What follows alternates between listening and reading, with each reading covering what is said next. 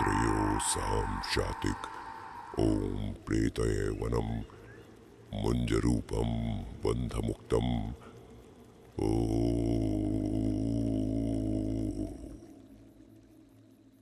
जल चढ़ाने के बाद घनश्याम पीछे मुड़ा और कच्चे रास्ते पर आगे बढ़ते हुए उसने अपनी कलाई में बंधा हुआ एक रक्षा सूत्र उतारकर पीछे फेंक दिया। वो कुछ ही दूर आगे बढ़ा होगा तभी उसे एहसास हुआ जैसे उसके पीछे कोई हो। पीपल के पेड़ से एक बच्चे जैसी आकृति उतरकर उसके साथ चलने लगी थी। छोटा कद, काला शरीर, गहरी लाल आंखें और सिर पर एक मोटी शिखा। बड़ी ही खौफनाक आकृति थी वो। घनश्याम पहले तो रुका मगर उसने पीछे मुड़कर नहीं देखा। फिर उसने डरते हुए अपने आप से ही कहा, गुरुजी ने कहा था पीछे मुड़कर नहीं देखना। मैं नहीं देखूंगा, नहीं देखूंगा। पीछे जो कोई भी था उसने धीमी आवाज में घनश्याम की बातें दोहराई। नहीं देखूंगा, पीछे नहीं देखूंगा।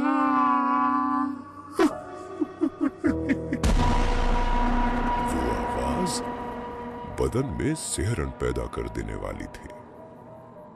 घनश्याम काफी डरा हुआ था और इसी डर के चलते ना चाहते हुए भी उसने पीछे देख लिया। पीछे कोई नहीं था। घनश्याम डरा हुआ सीधा गांव की ओर भागा।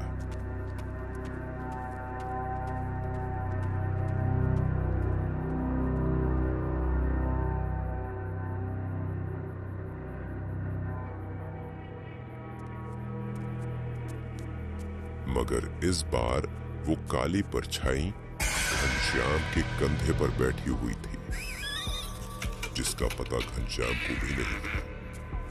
वो मरमराती हुई आवाज में बोल रहा था, चल मुझे कॉफने देने पर ले चल सभी।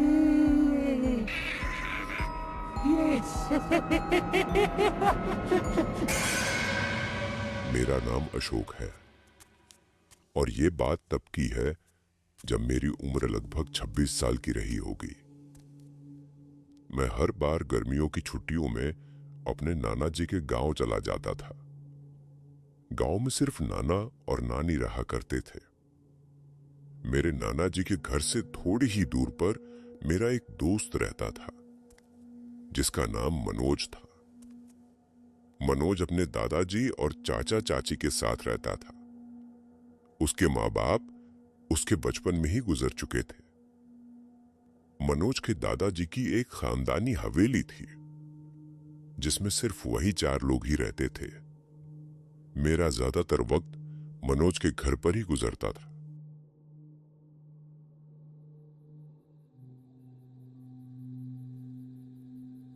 उस रात हम दोनों बाहर बैठे हुए बातें कर रहे थे कि तभी मैंने देखा घनश्याम चाचा कहीं से आए। पहले तो मुझे ये बात बहुत अजीब लगी कि आखिर वो इतनी रात को कहाँ गए थे, मगर मेरी पूछने की हिम्मत नहीं हुई। वो चुपचाप घर के अंदर घुसने ही वाले थे कि तब तक दादाजी बाहर आते हुए गुस्से में बोले, मैं सब समझ रहा हूं कि तू क्या करने की कोशिश कर रहा है। जिस शक्ति को तू साधने की कोशिश कर रहा है वो तेरे साथ साथ इस खानदान का भी सर्वनाश कर देगी। सर्वनाश। दादाजी की बात पर घनश्याम चाचा भी नाराज होते हुए बोले, मैं अपने जीते जी इस हवेली के हिस्से नहीं होने दूंगा। उसके लिए मैं जो कर सकता हूं करूंगा। इतना बोलते हुए घनश्याम चाचा अंदर चले गए। मैंने सवाल भरी नजरों से मनोज की तरफ देखा। मनोज ने बात को टालने वाले अंदाज में कहा कि ये उसके घर अक्सर होता रहता है। हम दोनों बातें ही कर रहे थे कि तब तक मनोज की चाची हमारे पास आती हुई बोली कि उन्होंने खाने में मेरे पसंद की पूरन पोली बनाई है और मुझे आज रात का खाना उनके ही यहां खाना पड़ेगा। पूरन पोली मुझे बहुत पसंद थी, इसलिए मैं उन्हें मना नहीं कर पाया।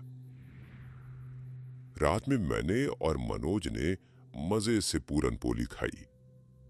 फिर मनोज ने मुझसे रात यहीं गुजारने को कहा। रात ज्यादा हो चुकी थी, इसलिए मैंने भी मनोज के ही घर सोने का मन बना लिया। हम दोनों हवेली के अगले हिस्से में लेट गए और बातें करते हुए सो गए। लगभग आधी रात के वक्त मुझे जोर की प्यास लगी। मैं उठकर बैठ गया। हवेली में एक अजीब सा सन्नाटा था। मुझे डर लग रहा था। पहले मैंने मनोज को जगाना चाहा, फिर अचानक मुझे हवेली के अंदर से किसी के बोलने की आवाज सुनाई दी।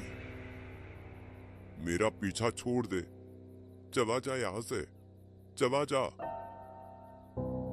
ये घनश्याम चाचा की आवाज थी। उनकी आवाज सुनकर मैं कुछ समझ नहीं पाया और पानी लेने के लिए उठकर हवेली के बरामदे में दाखिल हुआ। चारों तरफ घना अंधेरा था, बस बरामदे में हल्की रोशनी थी। मुझे अंदर आता देख अचानक घनश्याम चाचा की आवाज आनी बंद हो गई, बल्कि उनकी जगह एक बच्चे के हंसने की आवाज सुनाई देने लगी।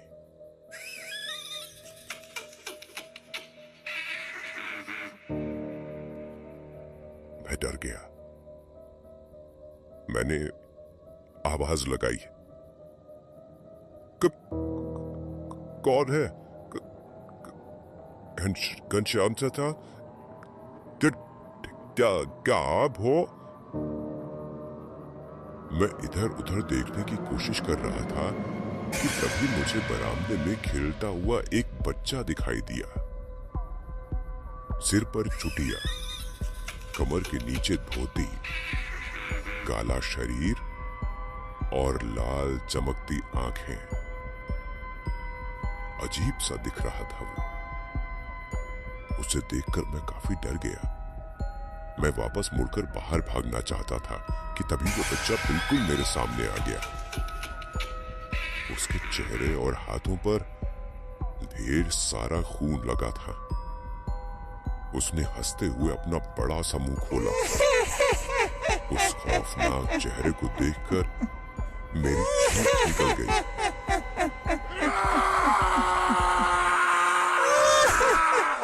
मेरा सिर भारी लग रहा था। मैंने धीरे धीरे आंखें खोली। मेरे सामने एक तांत्रिक बैठा हुआ था, जो धीमी आवाज में कोई मंत्र पढ़ रहा था। मनोज, उसके दादाजी और चाचा चाची एक तरफ खड़े थे। अभी मैं सब कुछ समझने की कोशिश कर ही रहा था कि तभी वो तांत्रिक बोल पड़ा। इस घर में वुंजा प्रेत का वास है, मगर उसने इस बच्चे की सवारी नहीं की। किसी और के जरिए आया है वो। तभी मनोज के दादाजी ने चिल्लाते हुए कहा, ये सब इस नालायक का किया धरा है। घनश्याम चाचा चुपचाप खड़े हुए थे। फिर दादाजी ने घबराते हुए तांत्रिक से पूछा, हमें इस प्रेत से बचाओ बाबा, ये अनर्थ कर देगा। इसे यहां से भगाने का कोई तो उपाय होगा। तांत्रिक ने अपनी आवाज गहरी करते हुए कहा, वो मुंजा प्रेत है। उसे डराया धमकाया या फिर किसी तरह से वश में करके उस पर काबू नहीं पाया जा सकता। एक बच्चे जितना जिद्दी होता है वो,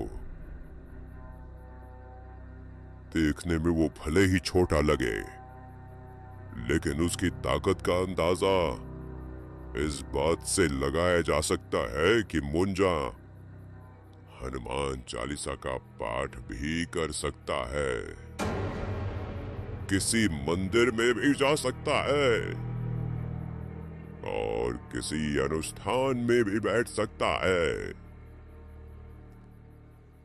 तांत्रिक ने आगे बताया कि इनका वास वैसे तो पीपल के पेड़ों पर होता है, मगर जो कोई भी इनकी साधना करता है ये उसके साथ उसी के घर तक आ जाते हैं और फिर उस घर में रहने वाले लोगों को उनकी 7 पुश्तों तक परेशान करते हैं। मुंजा के बारे में इतना कुछ जानने के बाद भी दादाजी बार बार तांत्रिक से मदद मांग रहे थे, जिस पर तांत्रिक ने कहा, इस घर को बचाने में मैं तुम्हारी मदद करने की पूरी कोशिश कर सकता हूं, पर पूर्ण विश्वास के साथ नहीं कह सकता कि मैं सब ठीक कर दूंगा। इसके बाद तांत्रिक अगले दिन आने की बात कहकर वहां से चला गया। आधी रात के वक्त ही मनोज के दादाजी ने मनोज से मुझे घर छोड़ आने को कहा। रास्ते में मनोज ने मुझे बताया कि कैसे उसके चाचा ने जायदाद की लालच में मुंजा जैसे प्रेत को अपने घर में आने का न्योता दिया। अगले दिन मैंने अपने नाना जी से ये सारा किस्सा बताया। पहले तो नाना जी बहुत नाराज हुए, मगर फिर मेरे बार बार पूछने पर उन्होंने मुंजा के बारे में बताया कि जो ब्राह्मण पुत्र अपने मुंडन या फिर जनेऊ संस्कार के 10 दिन के भीतर मर जाता है उसे मुंजा प्रेत की गति मिलती है। इसका आकार, व्यवहार और स्वभाव एक बच्चे जैसा ही होता है, मगर ये किसी भी भूत प्रेत या फिर पिशाच से कई गुना अधिक ताकतवर होता है। आज से कई साल पहले इस गांव में ऐसे ही एक ब्राह्मण पुत्र की मृत्यु हुई थी, जिसकी अस्थियां बगीचे वाले पीपल के पेड़ के नीचे गाड़ दी गई थी। कहा जाता है जिसकी वजह से उसकी मौत हुई थी उसका सारा खानदान मुंजा ने खत्म कर दिया था। अगली 7 पीढ़ियों तक उसने उनका पीछा नहीं छोड़ा। लोग अक्सर अपना काम करवाने के लिए मुंजा जैसे प्रेत की साधना करते हैं और इसमें अपना सब कुछ खो बैठते हैं। घनश्याम ने भी हवेली को पाने के लिए शायद यही गलती की थी।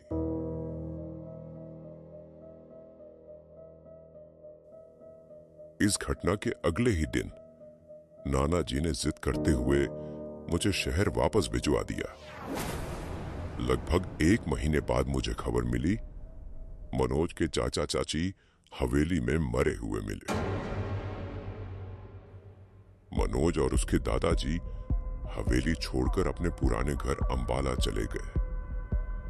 हवेली को तंत्र मंत्र के जरिए बांध दिया गया, मगर कहते हैं आज भी रात के वक्त उसमें से बच्चों के खेलने और हंसने की आवाजें आती हैं।